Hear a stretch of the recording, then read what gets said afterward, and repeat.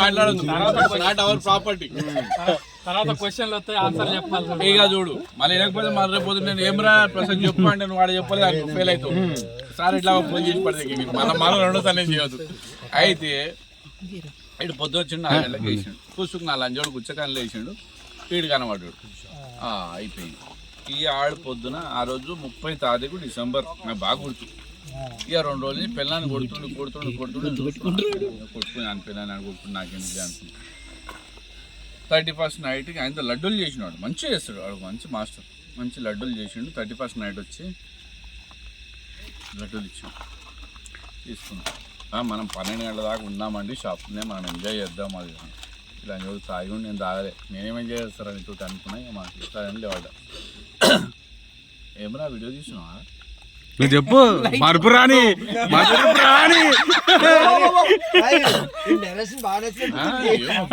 గుర్తుండాలా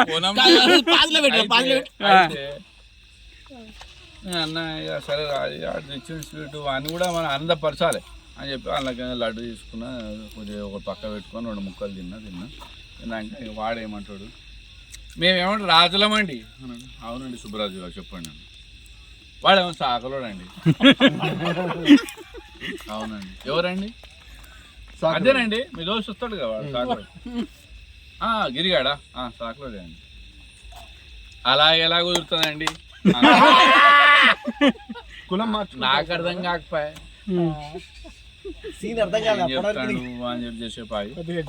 రాజు గారు అంటే అదే అండి. పొద్దున్న 4 గంటలకు వచ్చాడండి. ఇది అంజం కూడా ఉంది కదా. ఓకే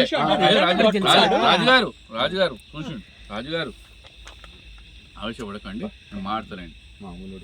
ఇక నేనేమన్నా ఒక 2 నిమిషాలు రాజుగారు భార్య రాణి గారు. ఓకే మీరంతా రాజులే. రాజుగారి భార్యకు సాకరులు వస్తే గేట్ ఓపెన్ కదా అండి అన్న. ఏం ఆడతారండి? నాకు అర్థం కాక అడుగుతున్నా. రాజుగారు ఓకే సాకలోడు వస్తే రాజుగారి గేట్ ఓపెన్ కదా, అంతపురం ఓపెన్ కదా అండి అని. మీరు వాడి సైడే మాట్లాడుతున్నారండి, అర్థం చేసుకోకండి. ఇక ఆపరా నువ్వు.